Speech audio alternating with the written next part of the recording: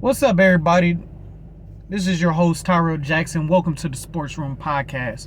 So, today I am going to be talking about my thoughts, my personal opinion on the Julio Jones trade, what I think about it, and what do I see the Tennessee Titans doing moving forward, and what about as well as the Falcons. So, let's get this show on the road. So, like I said in my welcome back video, I said I was going to talk about this, and I'm going to upload this video today because I wasn't too sure how to feel about this at first, in the sense of it was reported Sunday, and really did not know if it was going to be official, but it is, I believe, if I'm not mistaken, it is official. So, look, it's very simple. I like this trade for the Tennessee Titans. I think the Tennessee Titans needed to add another weapon for Tannehill, and I think Julio is that guy. I know a lot of people is talking about Julio's age and if he can still have that same explosiveness as he did when he was younger. Obviously, he's not going to have that. But what I do like that he brings to the Tennessee Titans is leadership, veteran presence, and the ability to open up the field. Because regardless of what you think of Julio Jones last year or whatever it may be, Julio still has the ability to open up the field when it comes to the passing game. Now, the downside that I believe is going to happen has nothing to do with what Tennessee gave up. I think Tennessee only gave up a second round draft pick. I think the problem is Tannehill. And I'm not saying Tannehill's a bad quarterback. I think he's a good quarterback. I think he's a solid quarterback. But I think Tannehill could potentially be their downfall, if that makes sense. And what I mean by that is Tannehill has the ability to manage the game the way it's supposed to be managed. He doesn't turn the ball over a lot. He protects the ball very well. He makes his good throws. He manages the game clock, gets the offense running in a nice flow.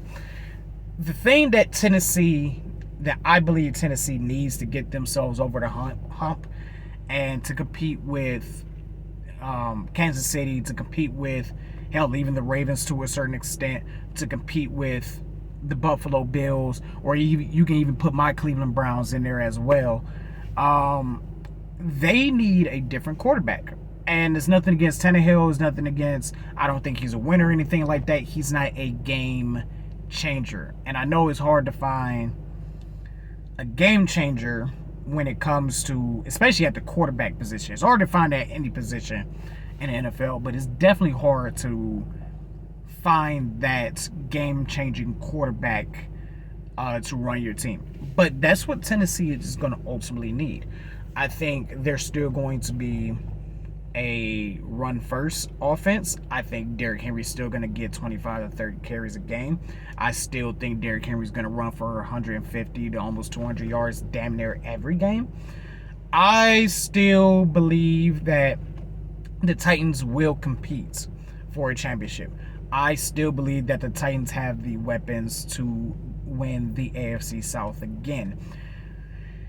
I don't know if they have the pieces to go for a full playoff run or hell even make it to the Super Bowl. And I think a part of that is because, God forbid, Julio goes down or A.J. Brown goes down or if Derrick Henry go down. It's not going to be looking good for the Tennessee Titans. Now, the Tennessee Titans receiving core is pretty solid to me, but let's be real here. You got A.J. Brown, and now you got Julio Jones. That's pretty much it for the receiving core. And if Tannehill goes down, their next best option is DeShone Kizer. And coming from a Browns fan, you don't want DeShone Kizer.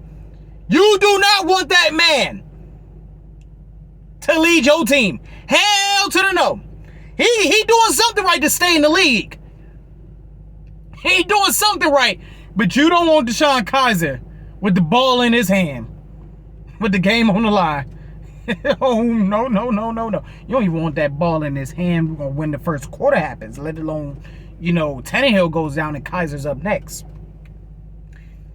And I think that's Tennessee's problem. To me, in my opinion, is that I think they don't have enough depth, especially when it comes to the quarterback position, especially when it comes to the running back position. And they are a run-first offense. That's been given. That's a proven fact. You got someone like Derrick Henry back there, you better hope he stay healthy for 17 games. Because if not, I think Tennessee's going to be in a lot of trouble. It's going to come to a point, whether Derrick Henry is healthy or not, where the ball is going to be put in Tannehill's hand. And I think that's where they're going to have troubles. Nothing against Tannehill.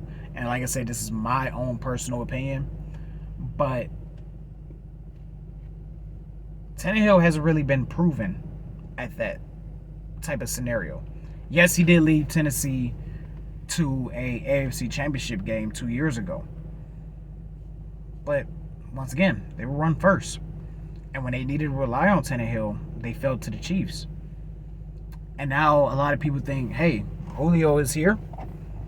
This puts them over the hump to really compete with the Chiefs. I don't think so. It's nothing against Julio. It's damn sure nothing against Julio. And it damn sure ain't nothing against A.J. Brown. And it ain't nothing against that defense. They have a solid defense. And they have a good offense. I mean, they have the pieces to make a good run and to compete and everything like that. I'm not saying that at all. But we're talking about compete with the Kansas City Chiefs. The top team in the AFC. The top team. Hell, my Browns going to have a hard time competing with the Kansas City Chiefs. And we almost beat them. I think that's where it comes down to. If they play Kansas City in the playoffs, it ain't going to go down to Derrick Henry. It's going to be right there in Tannehill's hand. And I don't think Tannehill can deliver, especially against Kansas City. He might deliver against Baltimore. Might do it against Buffalo. I don't think he's going to do it to my Browns, but hey, that's a possibility. But Kansas City? Oh, that's going to be a problem. If you got to rely on Tannehill. Now, if you have the fortunate opportunity of A, not playing Kansas City, or B, you don't have to rely on Tannehill, you guys got a deep run. All Tannehill got to do is just manage the game and don't turn the ball over, which he's very good at. He's, like I said, he's an excellent quarterback. Yeah, I say excellent quarterback, especially when it comes to managing the game. I think he's absolutely good at what he does. I don't think he's that game changer. I don't think he's that guy that you want to really put in that situation where you absolutely need him to go a few steps above game management. I don't think he's that guy. And I think that's where Tennessee is going to be at trouble at. And I still think that that's going to be Tennessee's downside. It's not going to matter if Julio's there. It's not going to matter Derrick Henry and A.J. Brown or the rest of that team. And hey, I want Tannehill to prove me wrong because I have always been a fan of Tannehill's. I really do, except for when it comes to my Browns. But that's just my personal opinion. I don't think he can be that person that, with the game on the line, 2 minutes left against Kansas City. I don't think so. But that's just my thoughts. That's just my personal opinion. And in my opinion, I could be wrong. I could be right.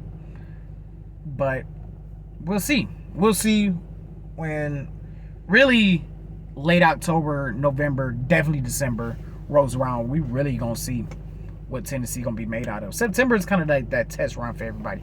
But you really start to see in middle October. You're really going to start to see in November and December. And you're damn sure going to see if they made the playoffs at the playoffs. But anyway, that's just my personal opinion on that. And I'll talk to you guys later. Thank you for watching. If you want to, I ain't forcing it on nobody, hit that like button. Hit subscribe. Leave a comment. Don't matter. And follow the Twitter page. I have the link down there in the description if you want to. I'm not forcing it on nobody. You guys have a great day. Peace.